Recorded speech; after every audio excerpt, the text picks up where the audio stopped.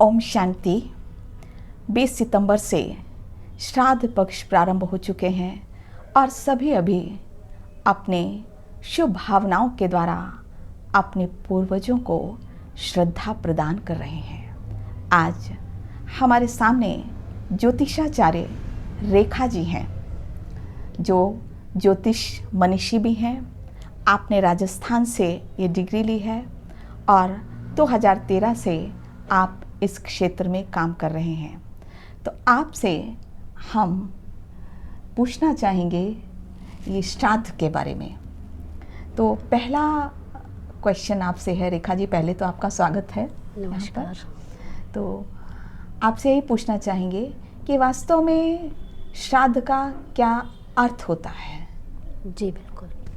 श्राद्ध का मतलब यह होता है कि श्राद्ध के जो विशेष दिन होते हैं ये हमारे वर्ष में केवल एक बार आते हैं और ये हमारे पूर्वजों के लिए होते हैं, जो हमारे बुजुर्ग जो इस तरह से जा चुके हैं। ये हम उनके निमित्त इन दिनों हम जो भी अनुष्ठान करते हैं, जप करते हैं, तप करते हैं, यज्ञ करते हैं, ये हम अपने पूर्वजों के पास अपने संकल्पों के माध्यम से, कर्मकांड के माध्यम से विधान करते हैं और ये उन्हीं के निमित्त, उन्हीं के की याद में हम इन दिनों में उनके लिए भोग भी लगाते हैं। लेकिन श्राद्ध का एक विशेष महत्व यह भी है कि श्राद्ध के दिनों में ही हम, जैसे किसी बच्चे की कुंडली में श्रापित दोष, पितृ दोष है, तो ये दिन अति उत्तम है। अच्छा। नहीं, तो पहली बात कि जैसे आपने बताया पूर्वजों के लिए, तो हमारे पूर्वज इस समय हैं कहाँ? जी देखिए, हमारे पूर्वज अगर इस धरा से देह छोड़ के जा चुके हैं, मतलब वो जब यहाँ पर उन्होंने मृत्यु को प्राप्त किया तो कहीं ना कहीं जाकर तो उन्होंने जन्म लिया।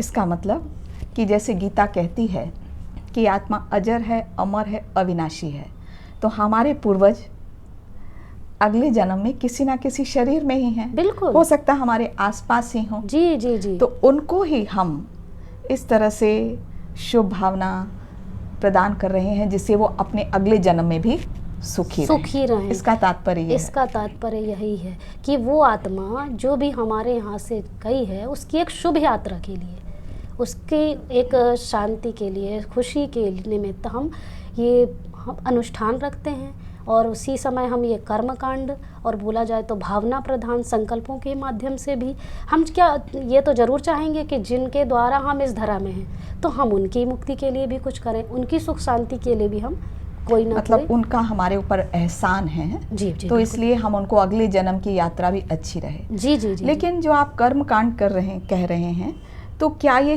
कर्मकांड उन तक पहुँचते हैं या हमारी भावनाएं पहुँचती? देखिए, कर्मकांड हम जो करते हैं तो हम वो संकल्पित होकर तो करते हैं। चाहे किसी भी प्रकार का कर्म हो रहा है, पूजा पाठ, अनुष्ठान, जप तप यज्ञ, लेकिन वो संकल्पित होकर तो हम करते ही हैं।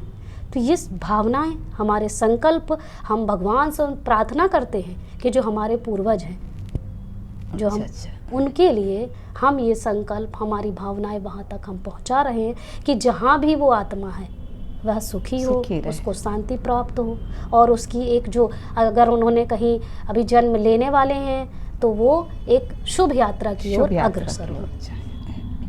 और आप जो दूसरी बात बतला रहे थे, पितृदोष की बात। जी, तो ये क्या होता है? जी बिल्कुल, मैं यह भी बताती हूँ आपसे।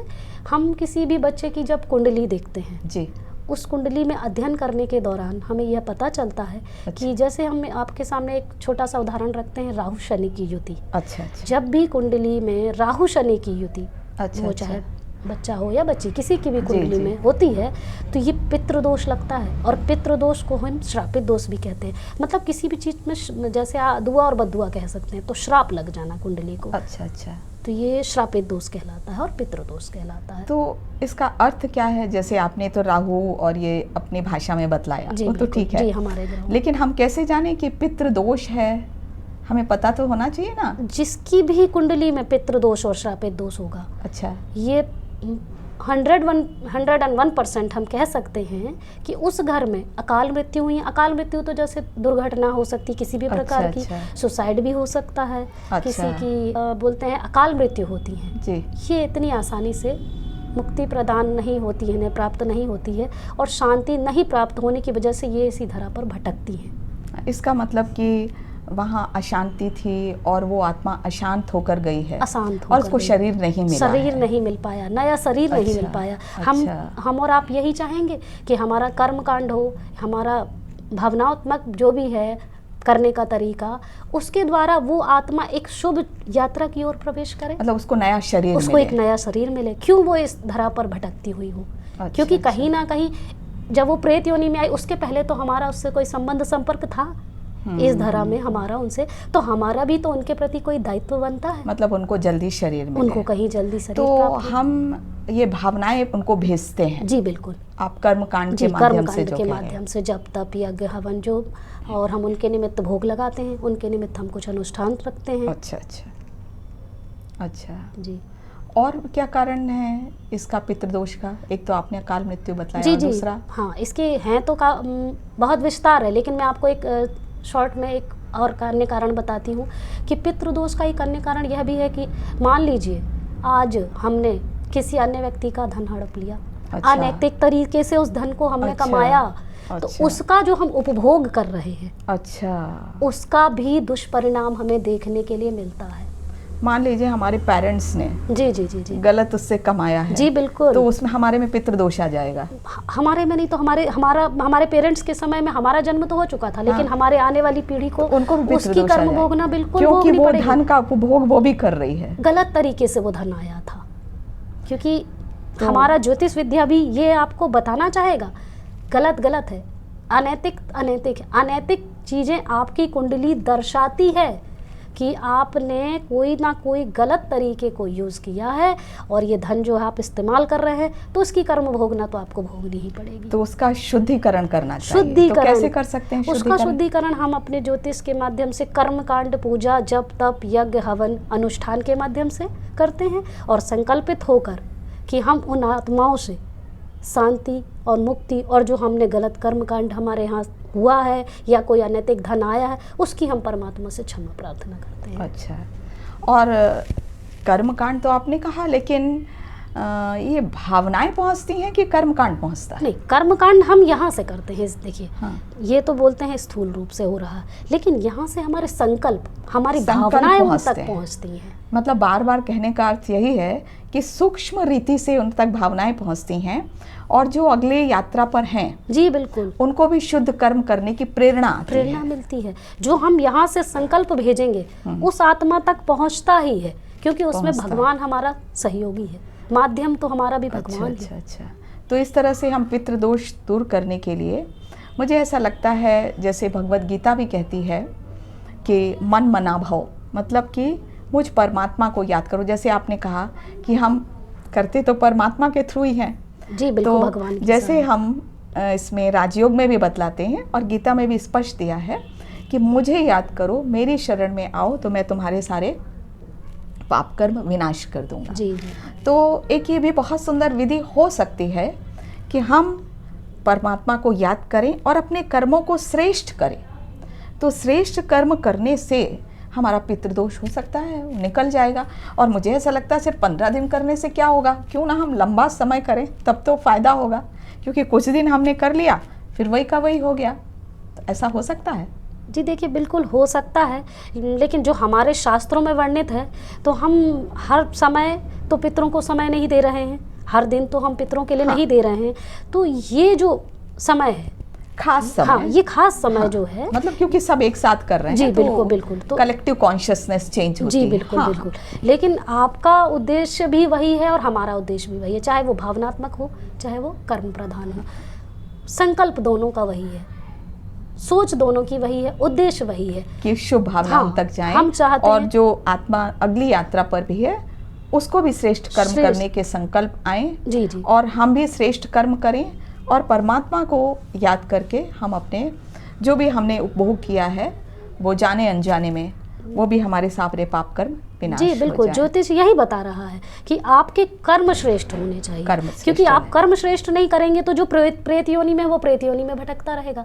तो हम उनकी मुक्ति हेतु जब तप यज्ञ उनको हवन, हम एक तरह से कहें कि हम अपनी सारी शुभ भावनाएं एक साथ, क्योंकि चारों तरफ वातावरण है, वातावरण, तो इस समय बहुत प्रेतियों ने उन लोगों को मुक्ति मिलती है। हाँ, तो ये विज्ञान भी कहता है कि अगर आप कलेक्टिव कॉन्शियसनेस के साथ, शुभ भावना के साथ किसी भी आत्मा के लिए अच्छा सोचते हो तो उसको भी जरूर फायदा होता है। उनकी एक शुभ यात्रा, उनकी एक शांति के लिए।